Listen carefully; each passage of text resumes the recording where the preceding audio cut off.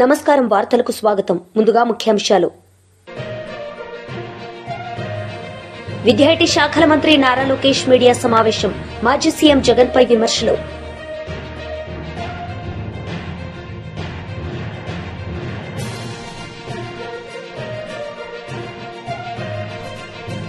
Medak MP Raghunandan Rao media సమావేశం. పలు అంశాలపై వివరణ.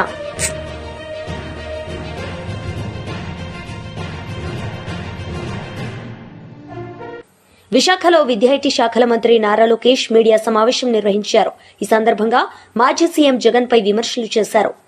వచ్చాను, అందుకే తప్పుడు వార్తలు రాసినప్పుడు నాకు చాలా బాధ కలిగింది. క్యారికేచర్ వేసి, అంటే పైన నా ఫోటో కింద క్యారికేచర్ వేసి నన్ను కించపరిచే విధంగా చేసినప్పుడు దీని మీద పోరాడాలని ఆనాడే నేను నిర్ణయించాను. తప్పుడు రాతలపైన తప్పనిసరిగా నాడు నేడు ఎప్పుడు నేను పోరాడతాను. 2 కాదు, 3 కాదు, 5 కాదు, ఇంకో సంవత్సరం ఎక్కువ పెట్టినా న్యాయం నా వైపు ఉందని నేను బలంగా నమ్ముతున్నాను. నేను గెలుస్తానని కూడా నేను నమ్ముతున్నాను. ఎందుకంటే నేను ఏనాడు తప్పు చేయని వ్యక్తి, నేను చేయబోను కూడా. సో ఇప్పుడు మీడియా మిత్రులు కానీ ప్రశ్న ఉంటే దానికి సమాధానం చెప్పేదాన్ని నేను సిద్ధం.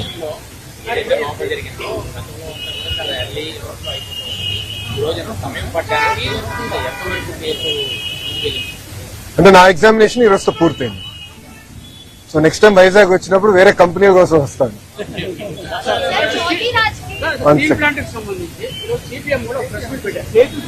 విశాఖ ఎకనామిక్ రీజన్ సంబంధించి 2500 ఎకరాలు ఎవరన్నారండి? ఒక్క నిమిషం సార్, ఒక్క నిమిషం. 2500 ఎకరాలు విశాఖ ఎకనామిక్ రీజన్ కోసం ఆల్రెడీ 1100 ఎకరాలు సేల్కి ఇచ్చారు, వాళ్ళు వాడలేదు. అలా 3000 ఎకరాలు తీసుకుంటారు. ఏ ప్రాతిపదిక కోసం తీసుకున్నారో ఆ భూమి తనకి మెయిన్ తనకి ఓట్లు డైవర్ట్ అవుతుందని వారు ఆరోపిస్తున్నారు. మెయిన్ ఆరోపణ మీరే అంటున్నారు ఆరోపణ అని, ఇంకా సమాధానం చెప్పాలా? బాస్ ఒక్క నిమిషం. ఎవరైనా స్టేట్మెంట్ ఇచ్చారా? మంత్రి కానివ్వండి, అంటే గౌరవ ముఖ్యమంత్రి గారు కానివ్వండి, గౌరవ ఉప ముఖ్యమంత్రి గారు కానివ్వండి, ప్రభుత్వం సంబంధించిన అంటే ఎన్డీఏ ప్రభుత్వానికి సంబంధించిన ఎవరన్నా స్టేట్మెంట్ ఇచ్చారా? ఫలానా భూమి 14,000 కోట్ల రూపాయలు కేంద్ర ప్రభుత్వం, రాష్ట్ర ప్రభుత్వం విశాఖ ఉక్కుని కాపాడేదానికి మేము ఇన్ఫ్యూజ్ చేశాం. ఈరోజు విశాఖ ఉక్కు 3rd మన బాయిలర్ ఏదైతే ఉందో అది కూడా మేము యాక్టివేట్ చేశాము. ఫుల్ ప్రొడక్షన్ కి మేము తీసుకొచ్చాము. గతంలో కూడా ఇలాంటి పరిస్థితి వస్తే ఆనాడు వాజ్పేయి గారు, చంద్రబాబు నాయుడు గారు కలిసి విశాఖ ఉక్కుని కాపాడారు. ఈ రోజు మోడీ గారు, చంద్రబాబు నాయుడు గారు కలిసి మళ్ళీ విశాఖ ఉక్కుని కాపాడుతున్నారు. సో అపోహలు ఏం అవసరం లేదు. విశాఖ ఉక్కుని ప్రైవేటీకరణ జరగదు, జరగనీయం. కానీ విశాఖ ఉక్కు ప్రాఫిట్ లో నడవాలని మేమందరం కోరుకుంటున్నాం. ఎందుకంటే పదే పదే బెయిల్అవుట్లు ఇస్తాం, కరెక్ట్ కాదు. ప్రాఫిట్ లో నడవాలి, దానికి అందరూ సహకరించాలి. విశాఖ ఉక్కుకి సంబంధించిన భూమి 1 ఎకరం ఒరిజినల్ ఇంటెన్షన్ కి ఇచ్చారో దానికే వాడతాం తప్ప వేరే దానికి డైవర్ట్ చేయాలన్న ఆలోచన ఎన్డీఏ ప్రభుత్వానికి లేదు. సిపిఎం సోదరులకి స్క్రిప్ట్ ఎక్కడి నుంచి వచ్చిందో వాళ్ళే దానికి సమాధానం చెప్తే బాగుంటుంది.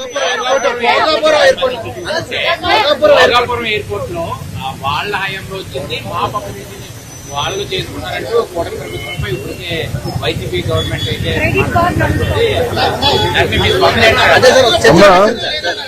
ఒక మాట చెప్పాలి.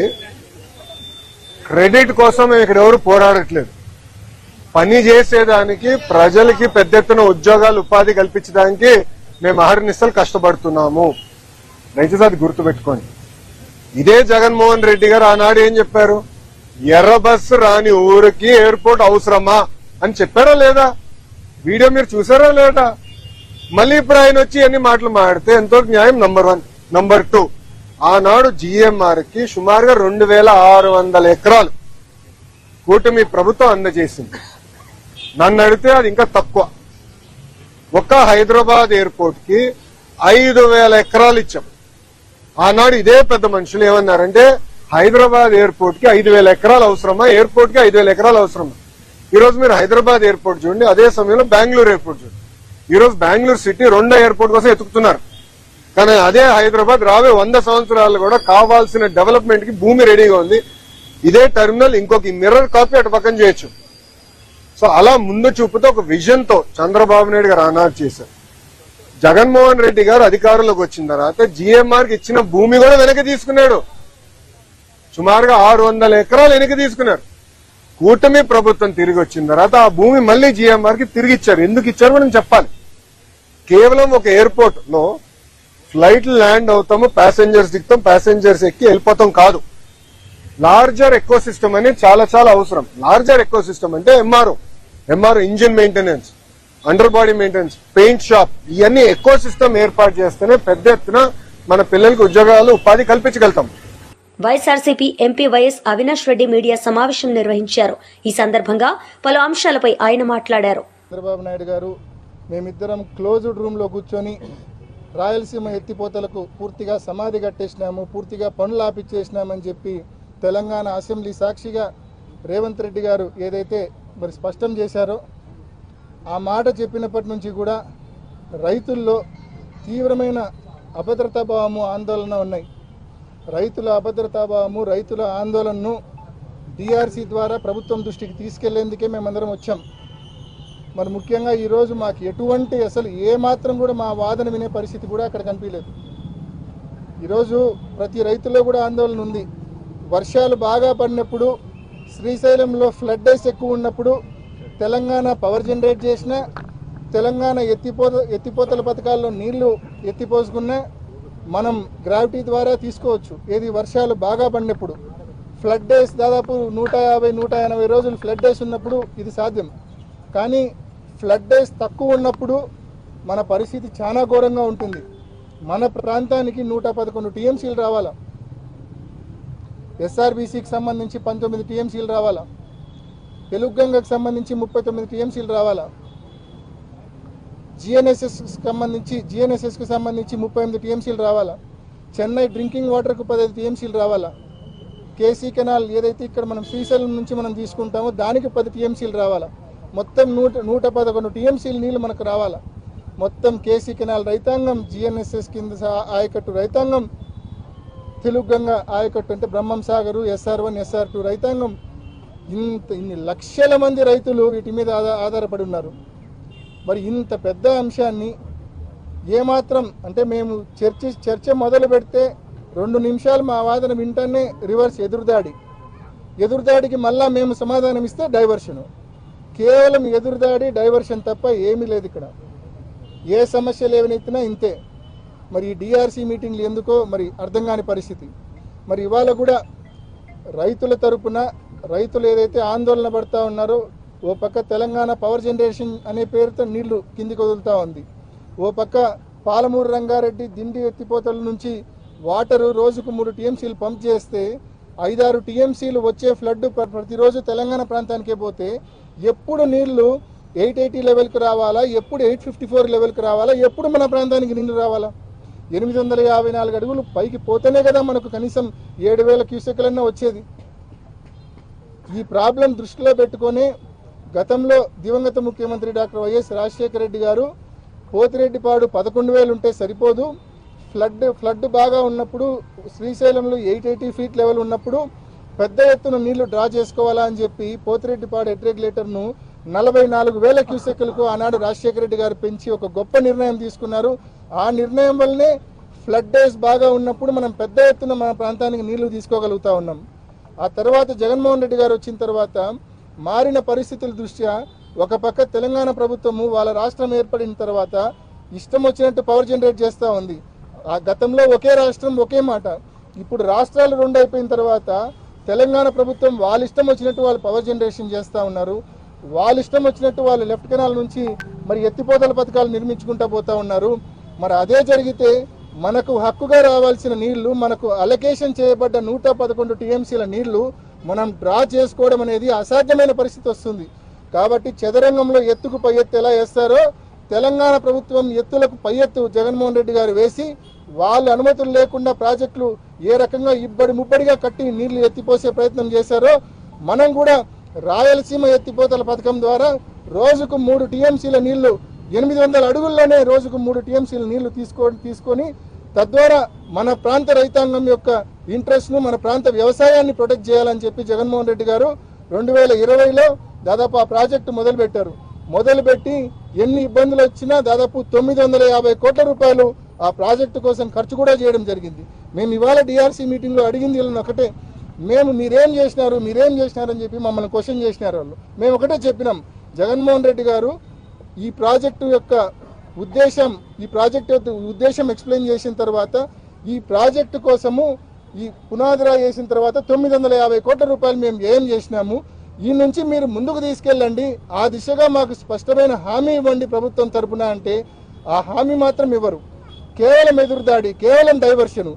రాయలసీమ ఎత్తిపోతల పథకాన్ని ముందుకు తీసుకెళ్తామన్న హామీ మాత్రం ఈ ప్రభుత్వం ఇవ్వని పరిస్థితి. నిన్నటి దినాన సాక్షాత్తు మరి మంత్రి గారు, ఇరిగేషన్ మంత్రి గారు చెప్తా ఉన్నారు ఈ ప్రాజెక్టే నిరుపయోగమని.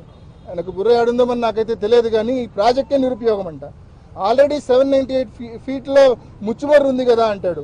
798 ఫీట్లో ముచ్చుమర్రు నుంచి మనం డ్రా చేసేది ఎంత? 1000 క్యూసెక్కులు. రాయలసీమ ఎత్తిపోత నూతనంగా ఎన్నికైన సర్పంచులు, ఉప సర్పంచుల, వార్డు సభ్యుల ఆత్మీయ అభినందన సభలో మాజీ మంత్రి కేటీఆర్ పాల్గొన్నారు. ఈ సందర్భంగా మాట్లాడారు. కొత్త ఉత్సాహాన్ని ఇస్తూ అపురూపమైన విజయాన్ని సాధించిన మా 127 మంది సర్పంచ్ సోదరులు సోదరీమణులు, 156 మంది ఉప సర్పంచ్ సోదరులు సోదరీమణులు, వారి గట్టిగా ఒకసారి చప్పట్లు కొట్టాలి అందరం కూడా. వారితో పాటు పోటీ చేసి స్వల్ప తేడాతో ఓటమి పాలైన మా సోదరులకి సోదరీమణులకి, అట్లాగే ఇందాక నామా నాగేశ్వరరావు గారు చెప్పినట్టు కొంతమంది గెలిచి కూడా ఓడిపోయిన వాళ్ళు ఉన్నారు మన పార్టీ నుండి. ఎందుకంటే గెలిచిన తర్వాత కాంగ్రెస్ పార్టీ తొండి చేసి మరి రిటర్నింగ్ అధికారులను మేనేజ్మెంట్ చేసి రీకౌంటింగ్ అని పెట్టి గెలిచిన వాళ్ళని కూడా ఓడినట్టుగా చూపెట్టిన మా తమ్ముళ్ళు కొంతమంది ఉన్నారు. మీకు అట్టే జరిగిందా? వారితో పాటు అభ్యర్థుల గెలుపు కోసం పనిచేసిన ప్రతి గులాబీ తమ్ముడికి, చెల్లెలకి, అక్కకి, అన్నకి, అందరికీ, పత్రికా మిత్రులకి పేరు పేరున అందరికీ హృదయపూర్వకంగా శిరస్సు వంచి నమస్కారం. ఈరోజు ఖమ్మానికి వస్తుంటే మాకు పాలేరులో నాయకన్ గూడెం కాడ మరి మా తమ్ముళ్ళు పాలేరు నియోజకవర్గ సోదరులు పెద్ద ఎత్తున అక్కడ స్వాగతం పలికారు. ఉపేందర్ రెడ్డి గారు నాతో పాటు హైదరాబాద్ నుంచి వచ్చినారు.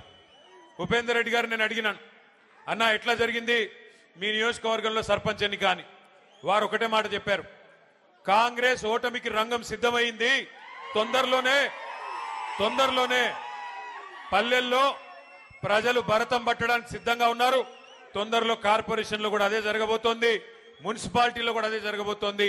తప్పకుండా మళ్ళీ ఈ క్వార్టర్ ఫైనల్స్ లో మంచి ఫలితాలే వచ్చినాయి, సెమీఫైనల్ రాబోతోంది, ఆ తర్వాత ఫైనల్లో మాత్రం తిరిగి ఖచ్చితంగా ఖమ్మం జిల్లాలో ఈసారి 7 నుంచి 8 స్థానాలు గెలుచుకొని మళ్ళీ కేసీఆర్ గారు ముఖ్యమంత్రి కాబోతా ఉన్నారని చెప్పి పెద్దలు ఉపేందర్ రెడ్డి గారు చెప్తా ఉన్నారు. ఇది నా మాటో మీ మాటో కాదు. అక్కడి నుంచి ఇక్కడి దాకా వస్తూ ఉంటే ప్రజల స్పందన, ప్రజల హావభావాలు, వారి మాటలు ఇవన్నీ కూడా వింటా వచ్చినాను. మధ్యలో ఒక దగ్గర కొద్దిసేపు టీ తాగుదామని ఆగినాం. అక్కడ పాలేరు నియోజకవర్గం ఎంటర్ అయిన తర్వాత టోల్ గేట్కి యువతల కొద్దిసేపు ఆగినాం. ఆగితే 2-3 రైతన్నలు వచ్చారు. వచ్చి వాళ్ళ గోడు చెప్పుకుంటున్నారు పాలేరు వాళ్ళు. అన్నా, మా ఎమ్మెల్యే గారు ఇప్పుడు మంత్రిగా ఉన్నారు, వ్యవసాయ మంత్రి గారు మా జిల్లా, 2 ఉన్నారు, ఉప ముఖ్యమంత్రి కూడా మా జిల్లానే, 3 మంత్రులు 3 మొనగాళ్ళు ఉన్నారు. కానీ దురదృష్టం ఒక్క యూరియా బస్తా దొరకడం లేదు. ఎవరికి చెప్పుకోవాలి మేము, ఎవరికి చెప్పుకోవాలా అని రైతన్నలు వచ్చి అడుగుతుంటే వారిని నేను ఒకటే అడిగిన, మరి మార్పు అన్నారు, మార్పు అని ఓటేశారు, బాగున్నదా మార్పు అని అడిగిన. అంటే ఏం చెప్పాలన్నా, సరే జరిగింది, పాలిచ్చే గేదెని వద్దనుకుని తన్నే దున్నపోతుని తెచ్చుకున్నాము, తప్పదు కదా, అనుభవించక తప్పదు కదా అని చెప్పారు. రైతులు కూడా బాధపడతా ఉన్నారు. ఇవాళ నేను స్పష్టంగా చూస్తా ఉన్నా, ఖమ్మం ప్రజల్లో ఒక కాంగ్రెస్ పార్టీ మీద తీవ్రమైన వ్యతిరేకత, తీవ్రమైన కోపం కనబడతా ఉంది. సహజంగా మీరు అక్కడని నేను ఇక్కడంటే ఎవరికి కనబడుతుంది స్వామి, ఆగు. సహజంగా ఎప్పుడైనా స్థానిక సంస్థల ఎన్నికల్లో సహజంగానే నిజానికి అధికార పార్టీకి ఎంతో కొంత అడ్వాంటేజ్ ఉంటుంది.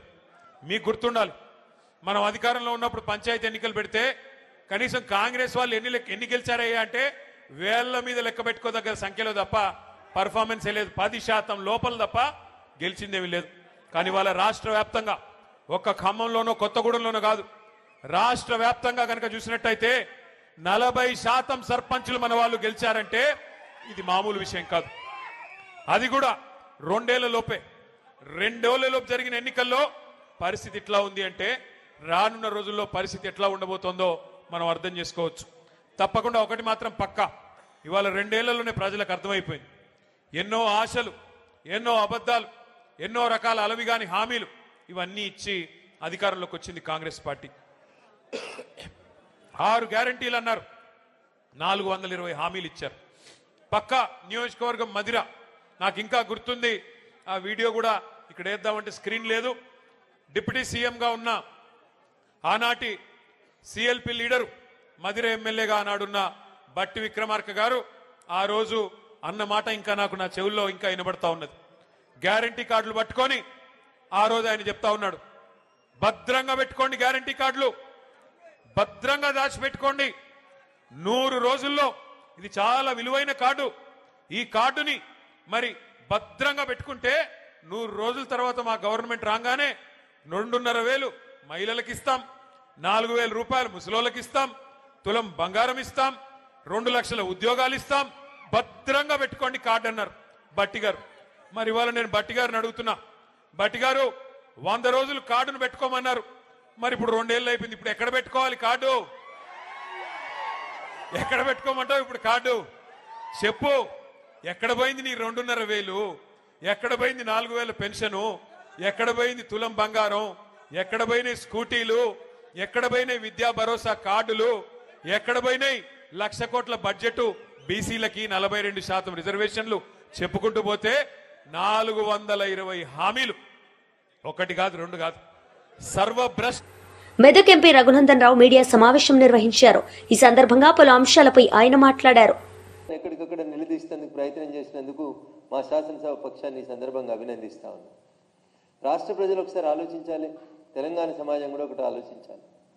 శాసనసభలో ఒక ఎమ్మెల్యే గారు మాట్లాడుతూ చెప్పినారు, ఇవాళ తెలంగాణ సమాజాన్ని ఆలోచించమని నేను సవినయంగా 2 చేతులు జోడి చేస్తున్నటువంటి అప్పీల్ ఏంటంటే, ఈ రాష్ట్రంలో ప్రతిపక్షమైన పాలకపక్షమైన భవిష్యత్తులో మాకే అవకాశం ఇవ్వండి అని చెప్పి నేను రాష్ట్ర ప్రజానికానికి విజ్ఞప్తి చేస్తున్నాను. కాంగ్రెస్ ముఖ్యమంత్రి గారు మాట్లాడతారంటే 20 మంది శాసనసభ్యులు లేరు శాసనసభలో. This is the fate of the Congress party and Revanth Reddy. Revanth Reddy గారినో కాంగ్రెస్ పార్టీ గుర్తునో చూసి రాష్ట్రంలో వాళ్ళు అధికారంలోకి రాలేదు. సరే, మా వల్ల జరిగినటువంటి 1-6 సంఘటనల వల్ల మా పార్టీలకెళ్ళే కొంతమంది నాయకులు మీకు తెలుసు, ఎన్ఎం శ్రీనివాసరెడ్డి గారైనా, వివేక్ గారైనా, కోమటిరెడ్డి రాజగోపాల్ రెడ్డి గారైనా, ఇట్లాంటి నాయకులంతా భారతీయ జనతా పార్టీ అధికారానికి 10 అడుగుల దూరంలో ఉందన్న సందర్భం లోపల ఇట్లాంటి నాయకులంతా కొన్ని వేరు కారణాల వల్ల మమ్మల్ని విడిచిపోవడం వల్ల కాంగ్రెస్ పార్టీ అధికారంలోకి వచ్చింది తప్ప కాంగ్రెస్ బలం కాదు, రేవంత్ రెడ్డి గారి పోరాటాలు కావాలి. అందుకని ఈ సమయంలో నేను ఎందుకు చెప్తా ఉన్నా ఈ సమస్యలన్నీ అంటే, తెలంగాణ సమాజం ఇలా ఆలోచించాలి. కృష్ణా జలాలు పాలమూరుకు సంబంధించి 10 సంవత్సరాల నుంచి 12 సంవత్సరాల నుంచి ప్రజలకు నష్టం జరుగుతుంటే పాలకపక్షం చర్చ పెడితే రేవంత్ రెడ్డి గారి పక్కన 65 మంది ఎమ్మెల్యేలు ఉండాల్సిన కాడ 20 మంది లేరు. ఇది పాలకపక్షానికి పాలమూరు జిల్లా మీద, కృష్ణా జలాల మీద ఉన్నటువంటి చిత్తశుద్ధి. అపోజిషన్ వాళ్ళు పాలకపక్షం తప్పు చేస్తే నిలదీయాల్సినటువంటి అపోజిషన్ వాళ్ళు వ్యక్తిగత పట్టింపులకు పోయి, వ్యక్తిగత పంతాలకు పోయి శాసనసభలోంచి వెళ్ళిపోయింది. సో కేసీఆర్ గారికి పాలమూరు మీద పట్టింపు లేదు, రేవంత్ రెడ్డి గారికి పాలమూరు మీద పట్టింపు లేదు. వీళ్ళ పట్టింపులన్నీ నువ్వెంత అంటే నేనెంత, నీ నోట్లు ఎంత మూసినది వారుతుందంటే నా నోట్లు ఎంత మూసినది వారుతుంది. ఈ కంపు, ఈ కొట్లాటలు, ఈ వ్యక్తిగత దూషణలు తప్ప కృష్ణా జలాల గురించి రాష్ట్ర ప్రభుత్వం, రేవంత్ రెడ్డి నువ్వు పాలమూరు బిడ్డవు, నువ్వు ముఖ్యమంత్రి 2 ఏళ్ళు అయింది, పాలమూరుకి కృష్ణా జలాలను ఎందుకు? రాష్ట్ర ప్రధాన కార్యదర్శి సతీష్ కుమార్ రెడ్డి మీడియా సమావేశం నిర్వహించారు. ఈ సందర్భంగా పలు అంశాలపై ఆయన మాట్లాడారు. పరిశీలిస్తే స్పష్టంగా డేట్ల వారీగా వస్తుంది. 2020 నుంచి 2024 వరకు జగన్మోహన్ రెడ్డి గారు ముఖ్యమంత్రిగా దిగిపోయినటువంటి వరకు నిరాటకంగా ఈ యొక్క రాయలసీమ లిఫ్ట్ ఇరిగేషన్ పనులు జరిగాయి. వాటికి సంబంధించినటువంటి 795 కోట్ల పేమెంట్లు కూడా, ఆ సంబంధించినటువంటి కాంట్రాక్టులు పేమెంట్ కూడా జరిగాయి. కాబట్టి మీరు చెప్పినటువంటి ఆరోపణ ఏదైతే చేస్తున్నారో 2020లో పనులు ఆగిపోయినాయని చెప్పారు. ఇది వాస్తవం కాదు. దీనికోసం నిన్న మా వైఎస్ఆర్ కాంగ్రెస్ పార్టీకి సంబంధించినటువంటి ప్రజాప్రతినిధులు వీళ్ళందరూ కూడా ఆ రోజు పోయి ఫీల్డ్ విజిట్ పెట్టారు.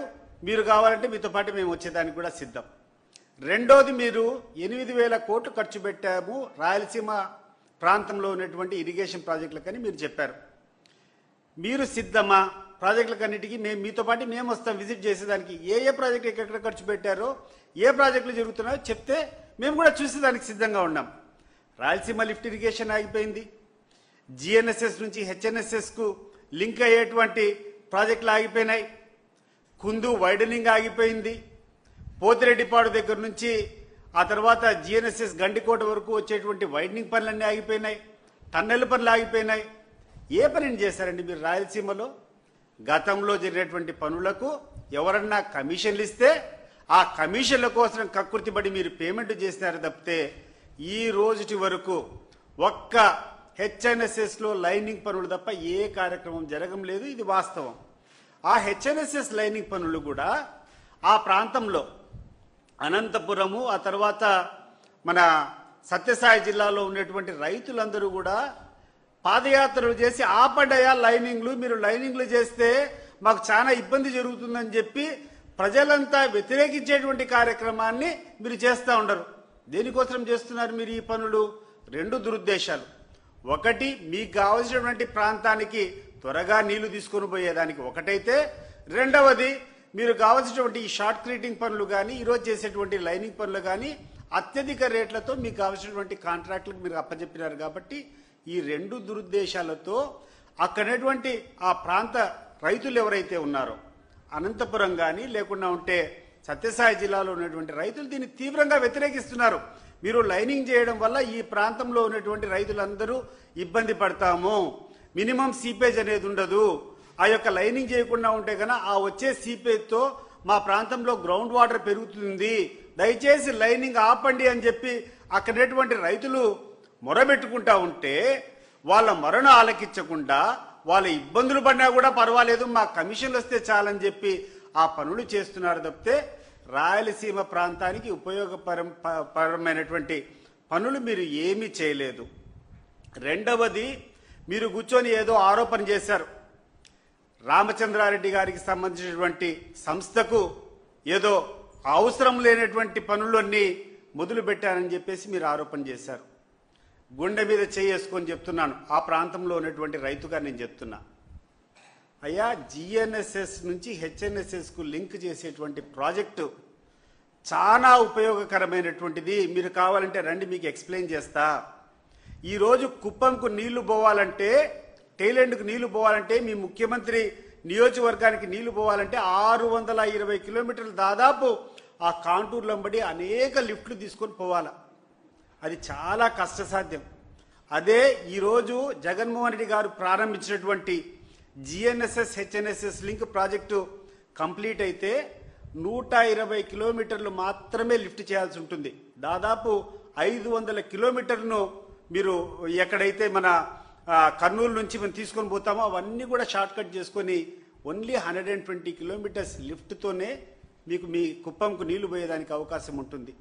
ఆ project GNSS to HNIs link project complete అయితే 3,30,000 ఎకరాలు తీవ్ర దుర్భరంతో ఉన్నటువంటి ప్రాంతాలంతా, హై ఎలివేటెడ్ ఏరియాస్ అంతా, చక్రాయపేట మండలం కావచ్చు, లక్కిరెడ్డిపల్లి మండలం కావచ్చు, రాయచోటి కావచ్చు, పొంగనూరు కావచ్చు, ఆ తర్వాత పూతలపట్టు దగ్గర నుంచి కుప్పము, రామకుప్పం, ఇవన్నీ కూడా శాంతిపురం మండలము, ముఖ్యమంత్రి గారి నియోజకవర్గంలో ఉన్నటువంటి శాంతిపురం మండలం కానీ, రామకుప్పం మండలం కానీ, కుప్పం మండలం కానీ, ఇవంతా కూడా చాలా ఎత్తైన ప్రాంతాలు. ఈ వార్తలు ముగించే ముందు ముఖ్యాంశాలు మరోసారి. విద్యార్థి శాఖల మంత్రి నారా లోకేష్ మీడియా సమావేశం, మాజీ సీఎం జగన్ పై విమర్శలు.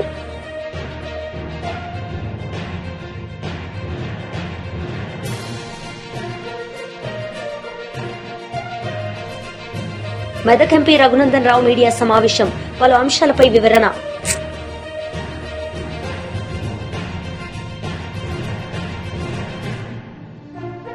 ఈ వార్తలు ఇంతటితో సమాప్తం. తిరిగి ప్రసారమయ్యే వార్తల్లో మళ్లీ కలుద్దాం. అంతవరకు సెలవు. నమస్తే.